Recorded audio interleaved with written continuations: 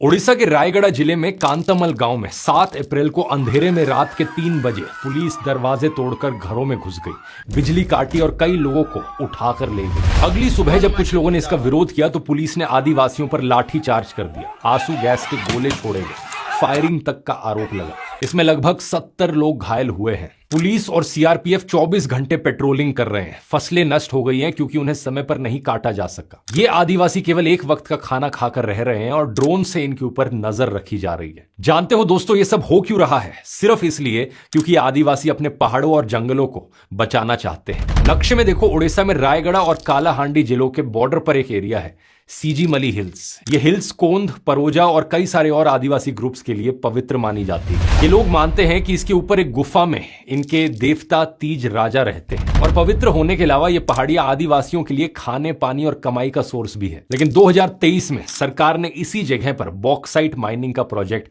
वेदांता को दे दिया और अगर यहां माइनिंग हुई तो पानी, जंगल, खेती सब खत्म हो जाएगा। अब सीजीमली पूरी तरह 5th शेड्यूल्ड एरिया है, यानी कॉन्स्टिट्यूशनली प्रोटेक्टेड ट्राइबल एरिया। तो यहां माइनिंग से पहले ग्राम सभा का कंसेंट लेना जरूरी होता है। लेकिन जानते हो ये कंसेंट कैसे लिया गया?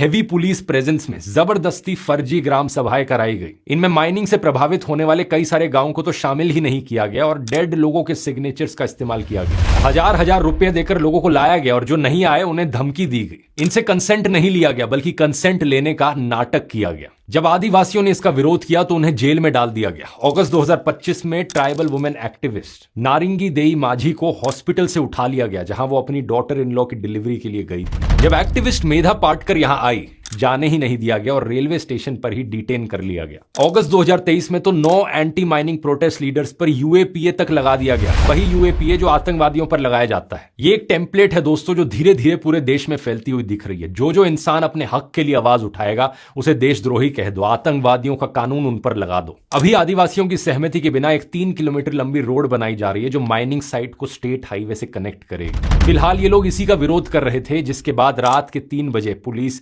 इनके घरों में घुस आई। सबसे शॉकिंग बात यह है कि सीजीमली नियमगिरी हिल्स से 100 किलोमीटर से भी कम दूरी पर है। यहां पर भी कई साल पहले वेदांता के खिलाफ इसी तरीके से प्रोटेस्ट देखे गए थे और इसे लेकर 2013 में सुप्रीम कोर्ट ने जजमेंट दिया था कि माइनिंग पर अंतिम फैसला ग्राम सभा का होगा। सीजीमली में इसी कानून को खोखला किया जा रहा है और नियमगिरी में हारने के बाद सरकार और ये कंपनीज अब दूसरे रास्ते से माइनिंग करने की कोशिश कर रही हैं। इससे फर्क नहीं पड़ता कि आप माइनिंग के फेवर में हो या अगेंस्ट में। फर्क आपको इससे पड़ना चाहिए कि लोकतंत्र में लोगों की आवाज को किस तरीके से दबाया जा रहा है। आज ये आदिवासियों के साथ किया जा रहा है, कल ये आपके साथ होगा।